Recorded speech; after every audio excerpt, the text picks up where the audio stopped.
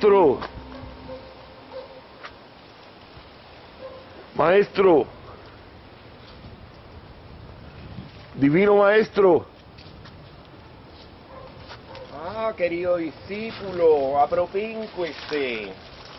Quería hacerle, por favor, una pregunta. ¿Usted podría iluminarnos sobre la sinestesia de las plantas mágicas en la botánica oculta de Paracelso y su hermenéutica en función endosomática y epistemológica con la botánica de Roy? En especial, el axioma primigenio sobre la Solanum verbasifolium, la piedra filosofal de los alquimistas tardíos y la semiótica estructural de sesgo ecléctico, claro. Otra vez la misma pregunta. Eso me lo preguntan muy a menudo. Mire, no hace ni una semana que el maestro Cueto Roy me llamó muy preocupado porque quería saber algo similar sobre la Eucaria tomentosa, más conocida por uña de gato, ¿sabe? Y mire, acérquese. Sobre lo que usted dice, hay muchas interpretaciones.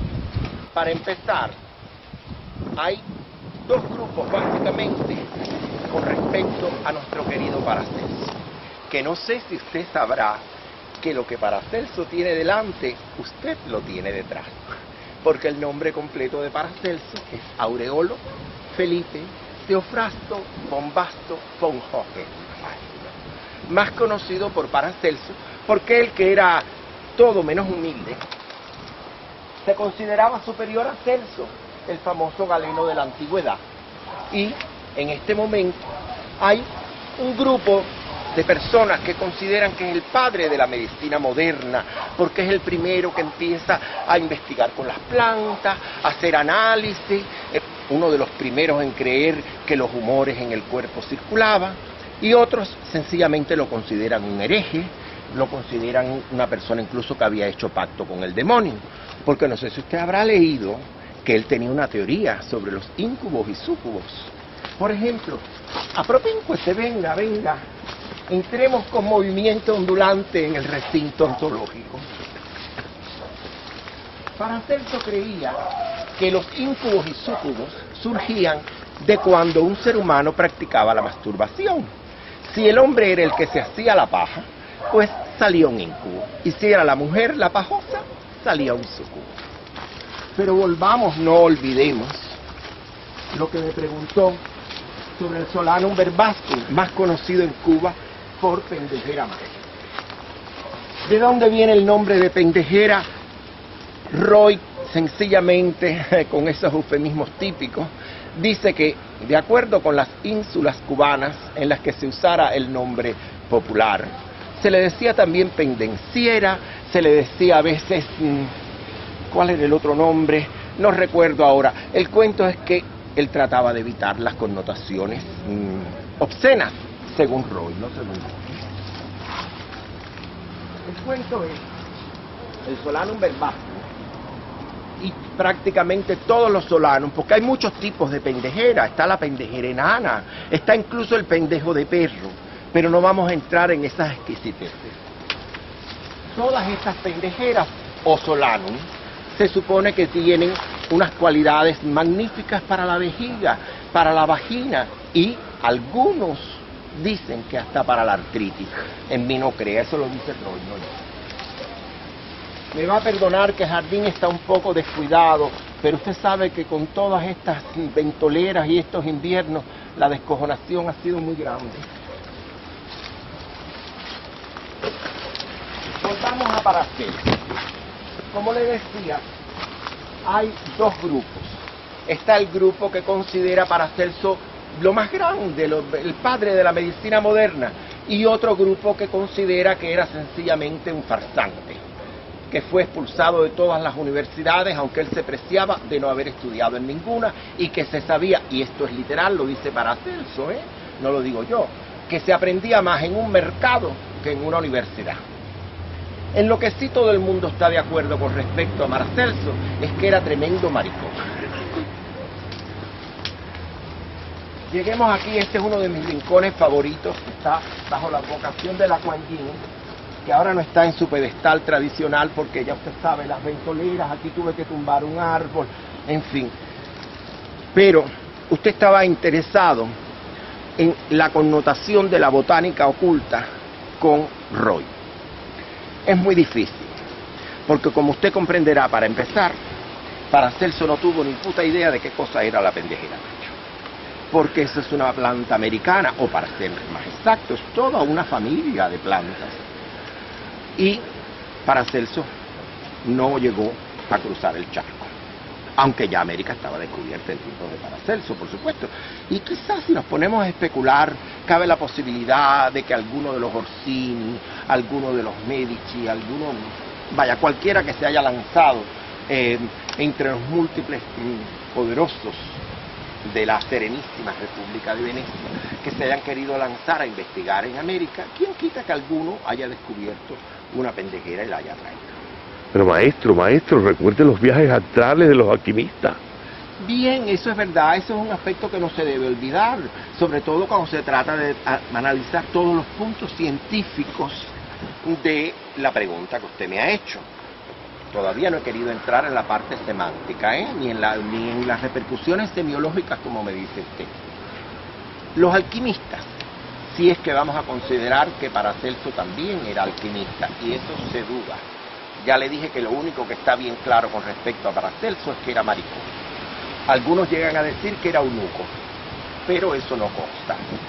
Además, en aquella época, eunuco se usaba a veces como un sentido peyorativo, a veces se usaba hasta con un sentido místico, porque usted recordará el capítulo en la Biblia donde dice que algunos se hacen eunucos para alcanzar el reino de los cielos, y no es necesariamente que quieran decir con la palabra eunuco que se cortaban los huevos, sino sencillamente lo que quieren decir es que tenían una actitud, digamos, mística, de renunciamiento, como los sanyasi de la India, por ejemplo, que se hacen eunucos espirituales con el fin de alcanzar en esta vida la redención final. Pero nada que ver con los derviches, ¿no? No entremos en esa parte, porque los derviches entonces nos obliga a entrar en el mundo de los árabes y nos vamos a complicar. Yo quiero ceñirme lo más posible a su pregunta, porque ya usted sabe que yo tengo fama de ser demasiado didascálico y redundante, y por eso he quedado, y de ahí viene toda esta circunstancia y este pleito con Reinaldo Arena, que me decía Sakuntala la mala, siguiendo la tradición de los que me habían puesto en Cuba Sakuntala como un símbolo de pedantería, de pretenciosidad con respecto a que sé más que nadie, y eso, vaya, realmente yo en mi vida nunca he conocido más humilde que esta humilde persona. Yo considero que toda persona que sabe algo debe compartirlo con los demás, y ese es mi interés como maestro, enseñar a los demás, pero no dármelas de que lo sé todo. Sobre todo, por ejemplo, esto mismo que usted me ha preguntado, a pesar de que me lo han preguntado muchas veces, y como le decía el otro día al señor Cueto Roy con respecto a la Eucaria tomentosa, conocida como uña de gato. Y por cierto, a lo mejor usted no sabe qué quiere decir tomentoso. Tomentoso es que ilústreme, maestro, ilústreme. Tomentoso es que tiene tomento, y no confundir tomento con tormento. Aunque en realidad la uña de gato es bastante tormentosa, porque cuando uno pasa por al lado de ella, coño, las puñeteras espinas esas lo joden a uno enseguida. Pero tomentosos son los pelitos esos que tienen a veces el tallo, a veces las hojas, y de ahí viene el fenómeno de que le pusieran pendejera macho a la famosa Solanum verbascum. ¿Por qué? Porque esos pelitos, esta no es tomentosa, lamentablemente, esta es más bien una hoja lisa de una bellísima asclepia que tengo aquí para las pobres mariposas, que con este invierno creo que se jodieron todas. Pues bien, volviendo a la cuestión semiológica de lo tomentoso y lo no tomentoso, y el sentido que puede tener para la alquimia una planta como la Solanum verbascum, mire, sinceramente, la especulación es casi infinita. ¿Por qué? Porque si tiene que ver con la vagina y tiene que ver con la vejiga, ahí tiene usted unas redundancias, ahí tiene usted una resonancia, tiene usted hasta unas dotes proverbiales, que si le agrega además que los ungüentos que se preparan con sus raíces, que son un poco especiales, recuerdan un poco la mandrágora. Si usted utiliza ungüentos preparados con las raíces de la pendejera macho, dicen que tiene propiedades curativas y además analgésicas, con respecto a la artritis. ¿Cuáles serían las implicaciones alquímicas? La vejiga es un órgano de transmutación, donde cualquier líquido es depurado, se produce la excreta o la excreción de las cosas que no son necesarias para el organismo, y oh prodigio, las cosas que son útiles circulan a la manera de la sangre, a la manera de la linfa, como elementos nutritivos. ¿Quiere usted ver un proceso natural más alquímico que mear?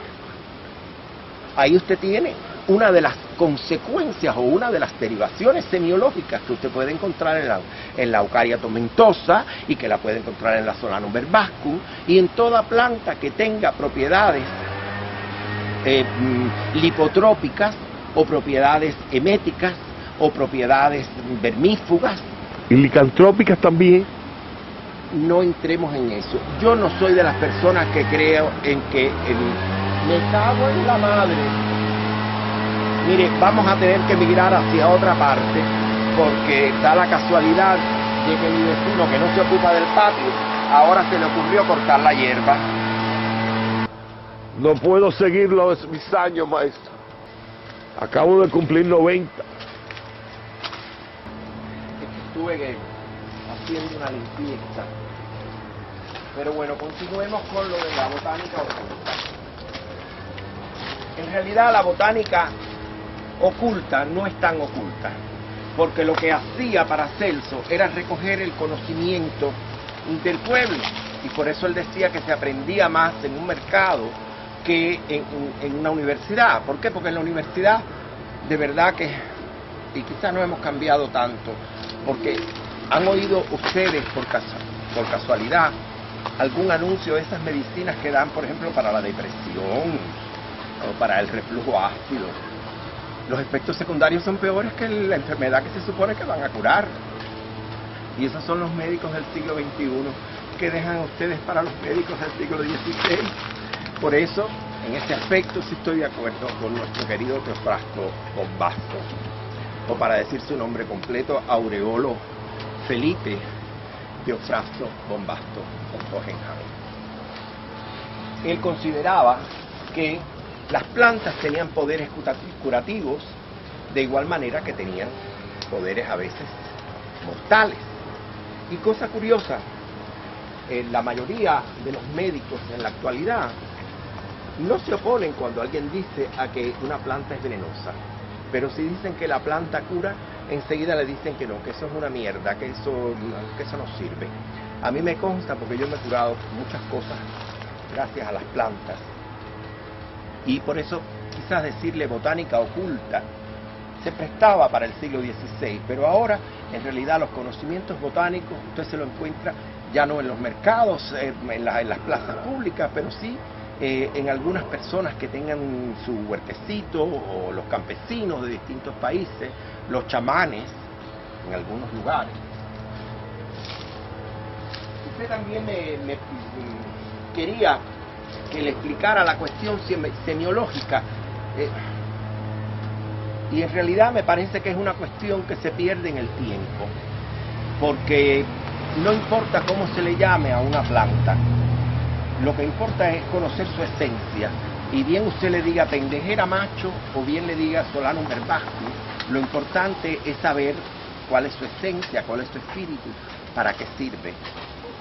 Creo que con eso queda respondida su pregunta, ¿no?